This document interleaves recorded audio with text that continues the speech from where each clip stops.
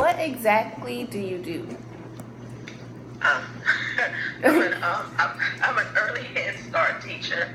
I work in an early Head Start program, which is a program that we get a group of 8 kids from birth, like when they're infants, and we keep them until they're 3 years old. Oh, okay. Okay. So tell me about a typical day at your job. A typical day starts off with like greeting the children, the parents, their families as they come in, helping some of the children adjust into the classroom if they're having some trouble. Just then free play while we're waiting on breakfast. And then when they eat breakfast, we clean up, they brush their teeth. Then we go into the group I have now, that they're toddlers now. Okay. So we have a brief circle time, which is maybe a few songs, some finger plays, and a few short, maybe 1 or 2 short books. And like I said, because they're so young, they don't do like as much structured activities. So after that, they go into, they choose their own individual activities, and we just kind of move around and like build off of whatever they're doing. Okay. So it's like kind of like a daycare, or is it like a just like a care center? What did you say? Is it like a care center or a daycare? Yeah, it's like a child care center. Okay. Yeah, well, actually, we're Early Head Start partnership, so it's actually inside of Early Head Start has their own like building. Yes. It's like Early Head Start and Head Start, but mine is inside of a child care center. We're a partnership. Oh, okay. What kind of problems do you deal with? Problems, with toddlers, mainly behavior problems. Yeah. That's the biting age and the everything is mine age. We and sometimes some more severe problems. This is around the 2-3-year-old age is when you start to see like things develop. So the Early Head Start program has a mental health professional and a developmental disability professional like on board. Yes. So we can kind of address those. We can get referrals, but of course there are issues with parents. I work in a program that serves like low-income families, and a lot of times you might be dealing with like a lot of financial issues. And when people are struggling with those kind of issues, sometimes most times they do affect their children. Yeah. So you deal with those kind of issues. So, yeah. What kind of decisions do you make on a typical day? Decisions I make decisions about what to include in the lesson plans, and based on like we use a Teaching Strategies Gold as our assessment tool, and as we're assessing the children, we see like where they're at and like what they need to work on. So we make the decisions about that. We make the decision about referrals if we feel like a child needs to be referred, if there's something that needs to be addressed. And just basic supervision and safety issues. If it's too hot to go outside, we don't go. Stuff like that. Yes, I understand. If you had to break it up into percentages, how do you spend your day? With toddlers, about 50% of the day is like personal care and routines, and like teaching self-help skills. You spend a lot of time you changing diapers, cleaning up, helping them learn how to clean up, how to hold their spoons, how to, it's a lot of, a big part of it is that. And the other 25%, not the other 25%, but 25%, again, it's like their individual unstructured play where you just let them choose activities and you kind of move with them and see what they like to play with and kind of build on that and help them work on whatever skills they have.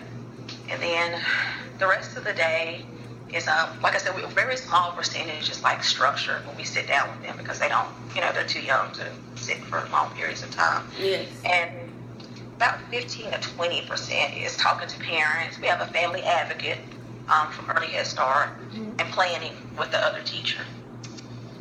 Okay. How did you get started doing this kind of work? Okay. I originally went to school for mathematics education after I graduated from high school, which was back in the 90s. So once I went to UNC Charlotte, so the high school I went to was West Charlotte, and I changed my mind about high school. There was a lot going on in the high school, and I thought, maybe younger. And I thought about elementary initially, but after I came back home, I actually got into human services and did like mental health and developmental disabilities, working in group homes and doing one-on-one work. Yes. And as I was working with those children, there was a whole lot of talk about early intervention. Mm-hmm. So that's how and then I knew some people who already worked in like early childhood. So that's how I ended up working. Okay. Yeah. How did you get your job? How did I got the one I have now? Yes. I got like a referral from a friend. She was working at the center, and they just started the early Head Start program like 3 years ago. Oh, okay. And she told me about it. So it was a referral from someone who works in the field. So did you need a certain degree to get the job, or? Yeah, they want for the early Head Start, they want you to have a minimum of an associate's degree, which is what I have in early childhood education. Oh, okay. So since I'm getting a child development bachelor's degree in child development, that'll be okay too. Just. Oh, yeah, definitely. Okay. That'd be great. Good. Okay. Can you suggest some ways a student could obtain this necessary experience? I know through the I went to Forsyth Tech, the community college, and we had an internship that was part of our, that was part of the degree. Mm-hmm. So we got experience through that, but also through volunteer experience. My sister, when she was in high school, she just kind of, how did she? I don't even know how she went to the career center where she worked with kids, and I don't know if they refer her but anyway, she ended up doing like volunteer work, like at a center. And she did it for a couple of years. So by the time she came out, she already had graduated from high school. She already had this knowledge. She didn't get paid, but she did work in there. So. Okay. Do you think it's hard to find a job in this field? No, not with a degree. Like people with degrees are the most desired people around. Yes. Cause when you graduate college, you gotta look for a job and. Mm-hmm. Yeah. Oh no, it's easy. If you have a degree, you're like some of the most valued, because there's a big push for like all the teachers to have degrees now. Okay. And it's hard to move a field from where your only requirement was credentials to getting people to have bachelor's degrees. So yeah. Well, that's good to know, because I'm graduating next year. Yeah. Okay, this is the last question. What part of the job do you find most satisfying and most challenging? Wow. Watching the children grow and develop is like the most satisfying, especially now that I work in a program where we keep them for a whole 3 years. Yeah. You can just watch it happen, and watching them go from these dependents to these children that they can talk, they can walk, they don't need your help anymore. So that's probably the most satisfying for me. The most challenging is, you're going to be working with children, the families, and even other staff.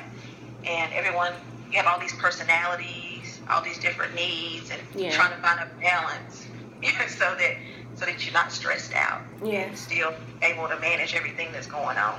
That's probably the most challenging part for me. Okay. Well, thank you for doing this interview, taking time out of your day, Miss Rhonda. You're welcome. Okay.